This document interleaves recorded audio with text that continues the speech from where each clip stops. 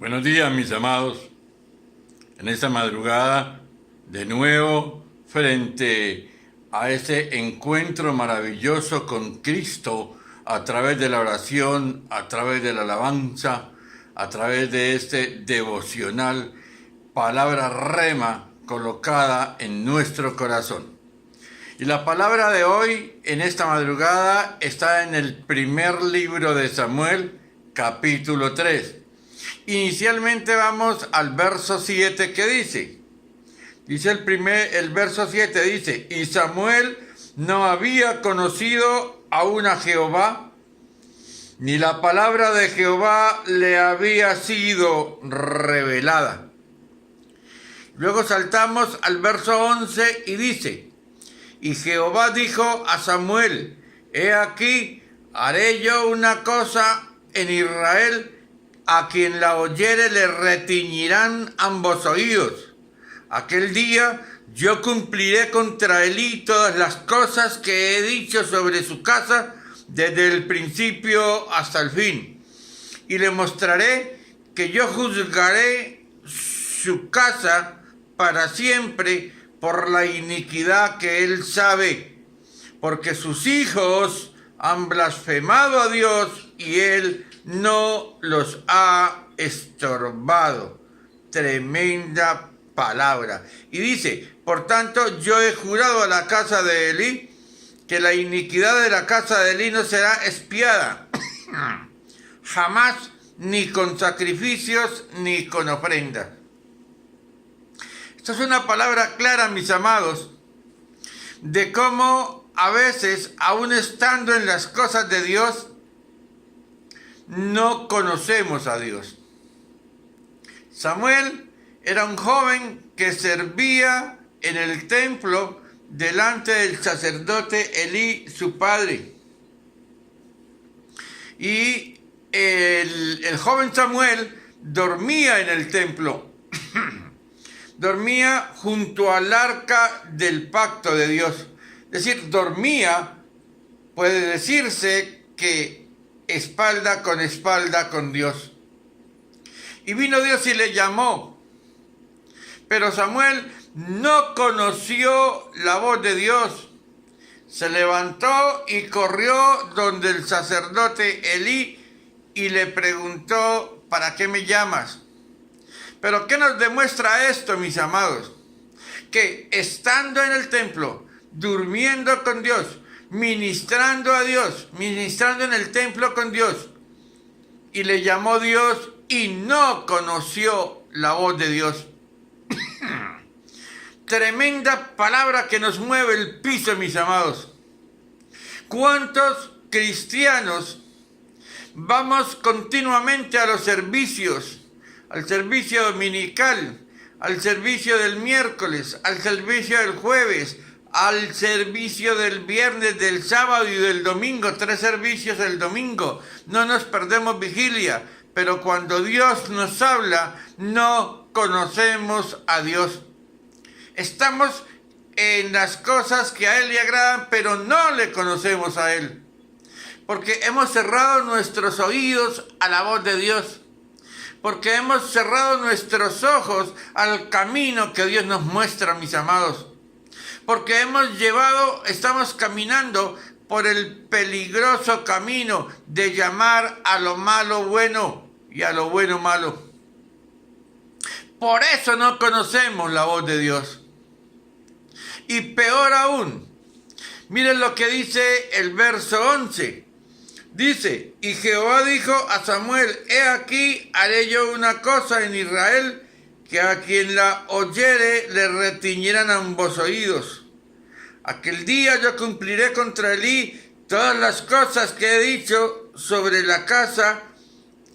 su casa, desde el principio hasta el fin. Y le mostraré que yo juzgaré su casa. Dios le está diciendo a Samuel que hable a Elí. Pero en ese escuchar la voz de Dios, era necesario que Samuel conociera la voz de Dios, porque al conocer la voz de Dios sabía quién le hablaba, y al saber quién le hablaba y le decía que hablara a él, no es ni más ni menos que recibiendo la investidura de profeta de Dios, un verdadero profeta de Dios. Y muchas veces, mis amados, desviamos la noción de profecía, la confundimos, porque profecía es para redarguir, para orientar, para ministrar al pueblo de Dios y no para ninguna otra cosa. Mas sin embargo, aún así, en su misericordia inmensa, Dios nos da oportunidades nuevas cada día. ¿Y qué era lo que iba a hacer Dios contra el sacerdote Elí? ¿Por qué? Porque el sacerdote Elí, sus hijos hacían francachela y comilona y blasfemaban a Dios y él no les llamaba la atención. Es como esos papás que ven que los hijos la están embarrando y no les dicen nada. Pero aquí hay una significación tremenda, mis amados. Elí le alcahueteaba a sus hijos. Llevado al tiempo actual, ustedes y yo, los que servimos como pastores, aún los que tienen un nivel de liderazgo, tenemos hijos espirituales. Y muchas veces, en el afán de llenar las iglesias, hay cosas de esos hijos espirituales donde debemos pararnos en la raya y no lo hacemos. No hay que confundir el concepto, mis amados, de que a una persona no se le puede desechar. Una cosa es restaurar y otra cosa muy diferente, alcahuetear.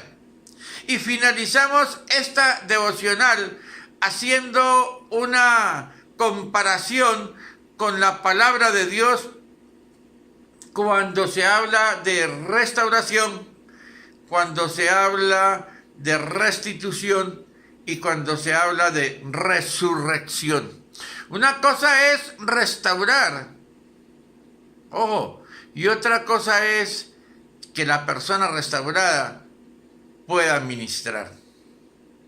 Mis amados, cuando Jesucristo murió en la cruz, a las 3 de la tarde, la hora nona, lo que mi esposa dice en sus devocionales, la hora de la bendición, se rasgó el velo del templo. ¿Y qué significó eso, mis amados? Que en ese momento la puerta, lo que impedía que el pueblo de Dios llegara directamente al lugar santísimo, se estaba rasgando.